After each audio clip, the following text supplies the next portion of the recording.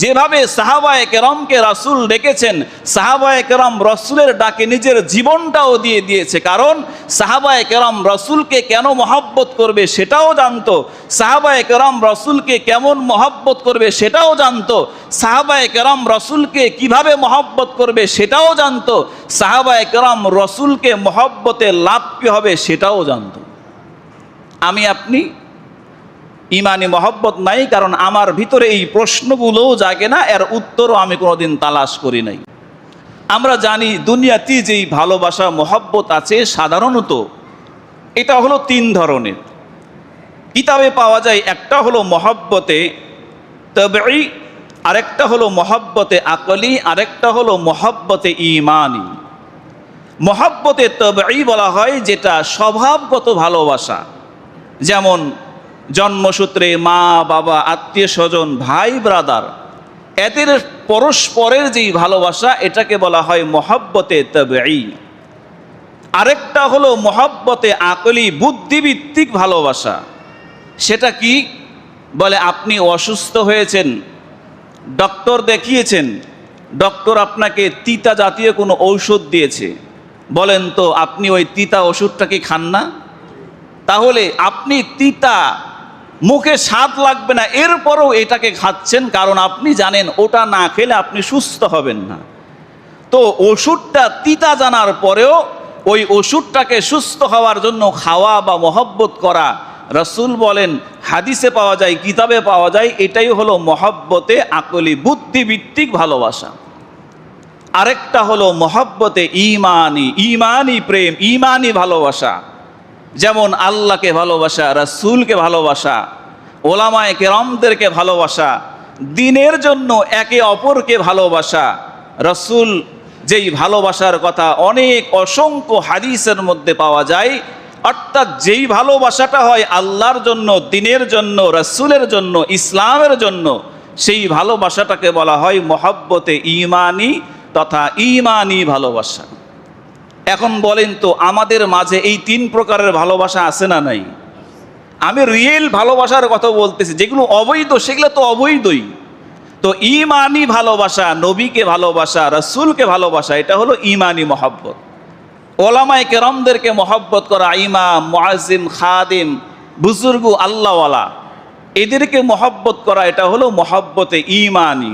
কারণ আপনি যদি এই মহব্বতের মধ্যে কোনো বিন্দু মাত্র ঝামেলা রাখেন, সংশয় রাখেন, হিংসা বিদ্বেষ রাখেন, তাহলে আপনার ঈমান থাকবে না, কারণ এটা হলো ঈমানি ভালোবাসা। তদ্রূপ রাসূলকে মহব্বত করা, এটাও কি ঈমানি ভালোবাসা, ঈমানি প্রেম। কারণ রাসূলকে ভালো না বাসলে আপনার ঈমান থাকবে? রাসূলকে মহব্বত না করলে আপনার ঈমান থাকবে না, আপনি কোশ্চিন কালেও ঈমানদার হতে পারবেন না। এখন আসেন, আমরা দুনিয়াতে কাউকে যদি ভালোবাসি আমরা কয়েকটা বিষয় চিন্তা করি। এক নম্বর, যে আমি যে তাকে মহব্বত করব, কেন আমি তাকে মহব্বত করব। দুই নম্বর, আমরা চিন্তা করি আচ্ছা তাকে মহব্বত করব কেন, এর কারণ বুঝলাম, কিন্তু আচ্ছা তাকে মহব্বত আমি কেমনে মহব্বত করব, কেমন মহব্বতটা তাকে আমি বহিঃপ্রকাশ করাবো বা দেখাবো। তিন নম্বরে যে জিনিসটা আমরা চিন্তা করি যে আচ্ছা তাকে যে আমি মহব্বত করব, এই মহব্বতটা আমি কিভাবে প্রকাশ করব। চতুর্থ নম্বরে আসে যে আচ্ছা তাকে মহব্বত করলাম, কিন্তু মহব্বত করে আসলে আমি ফলাফলটা কি পাবো, আমার লাভ কি হবে।